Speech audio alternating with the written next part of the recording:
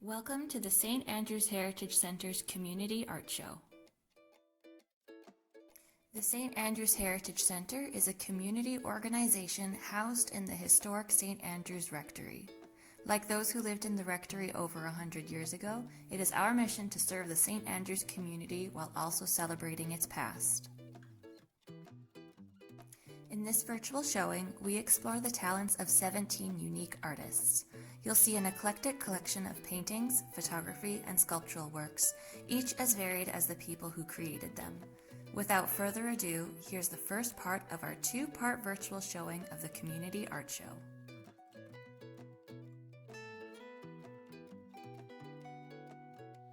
I didn't really start revisiting my art until I was about in my 50s. I did it because I had a difficult knee replacement surgery, and I was very sleep compromised, and a friend came over and suggested I tried painting to pass the time and to relax. Things come to you at a point in time in life when you least expect it, and I enjoy challenging myself to see what that next blank canvas can produce. I was watching the news one day, and there was a fellow who had a huge field of sunflowers, and I guess everybody was trampling and taking pictures, and he came on the news and he kind of said, no selfies, please. So that's actually what I called that.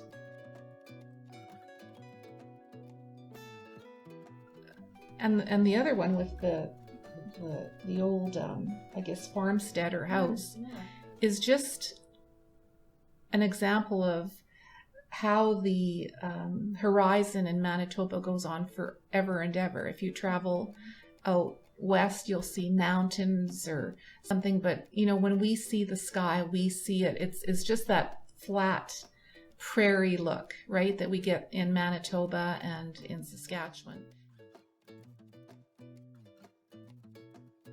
It's that bright blue color that you see. And then the other painting is basically the sunflowers enlarged, with their heads hanging over due to the weight, And to me, that is Manitoba. Well, I started taking some paint night things with friends, and that was on canvas. And I'm still interested in canvas, but I find I'm not as inspired to paint on canvas. Very interesting. I don't know why. Almost like I'm a bit bored with that. I'd rather take something with its character already, like the window frame, and then add something to it to make it unique and different.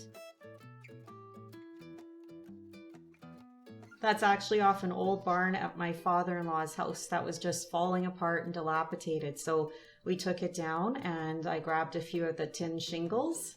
And I thought, well, I'm on kind of a farm. And so then that led to the inspiration for the rooster. Yeah.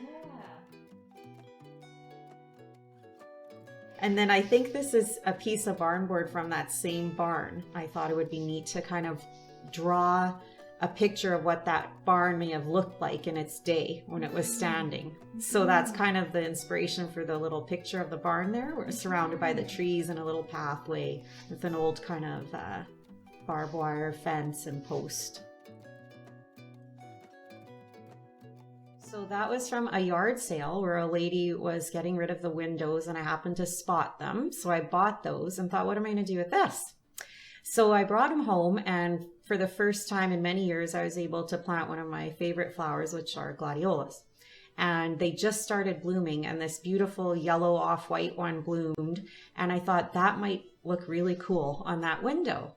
So I just decided to go outside and look at that gladiola and start painting it. So it was relatively quick, but I really like that piece because it's one of the first ones I did.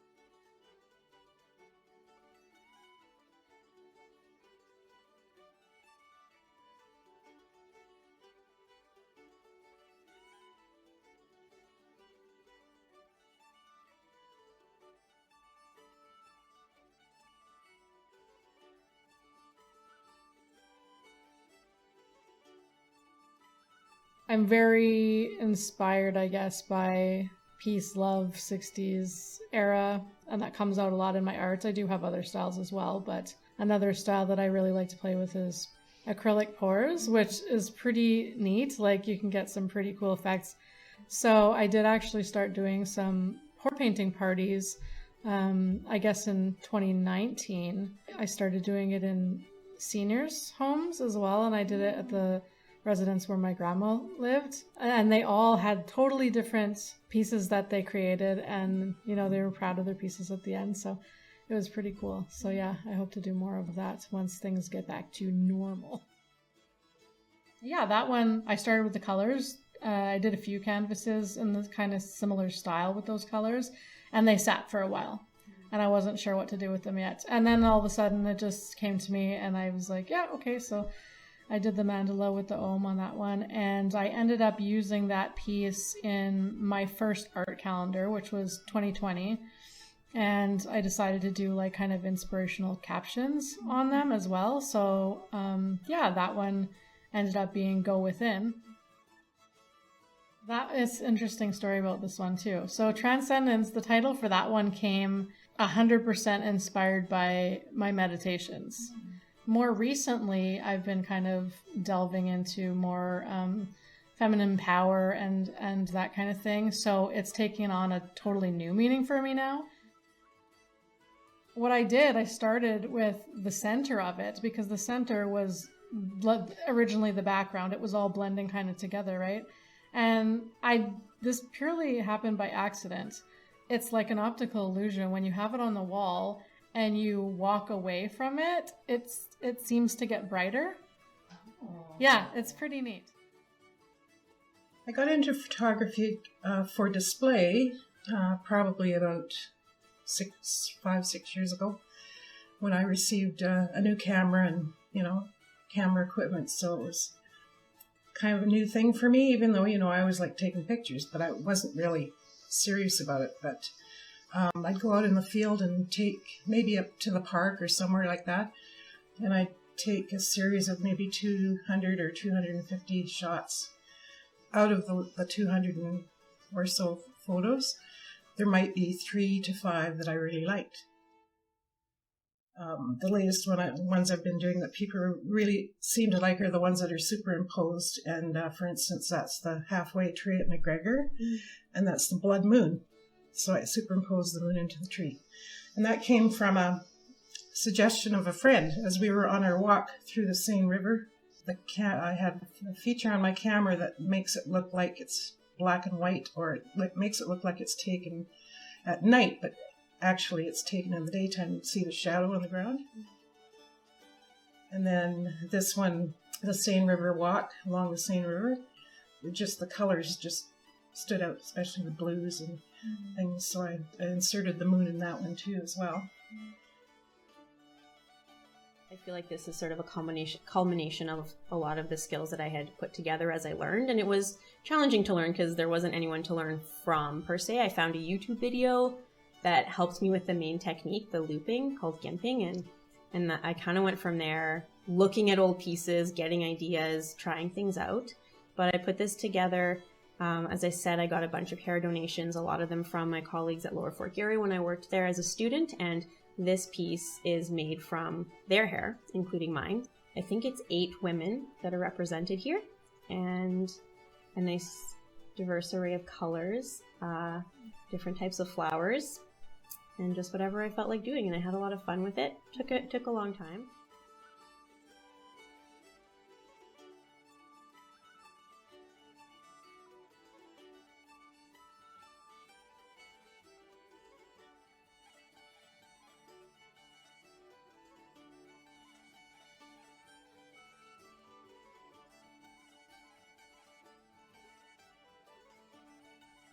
So a lot of things are like a personal connection. I have family in Fort McMurray, and they, in Fort McMurray, like a couple years ago, and even last year, they had flooding and fires, and everybody was evacuated, and it was horrible, and there was such a devastating loss of nature, and different species were pushed out of their homes, and it was traumatic for everybody involved. Most of my work right now is actually inspired by the environment.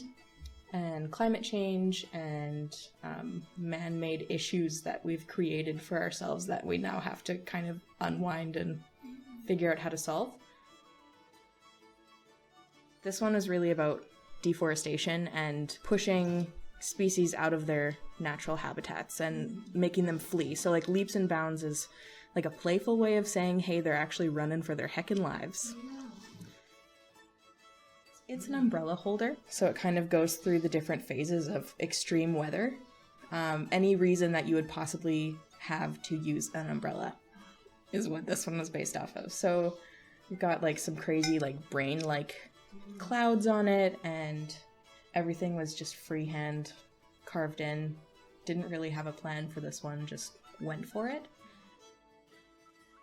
The series of work that I've come to like is urban landscapes and just your expressive landscapes, realism. And so the pieces that are in this show are a series that I've been doing for the last 4 years with watercolor. It's difficult to think about your details. So what I've done is I've put the magic together in color and utilized that so that there's not a lot of real details that you would see in a drawing, for instance. And Summer Pleasure is off of the lake. I wanted it to look like there's a bit of fog that's happening, and the creation of the colors, the blue colors, moving within the forest and giving some shadow on the lake. October Moments is a painting that, again, comes with color. Not many people see a purple tree, but there's the style with color is who I am. I love color. But when you start to look at the trees and the detail of what they are and so on, you'll be able to tell if that's a birch tree or a tree that's dying and is ready to fall over. I've always found nature a part of the peace that I have within me, and that I wanted to generate that through color, through the position of a certain tree. Just make the decision that, okay, this rock is going to be here in this waterfall. Why? Because I want to.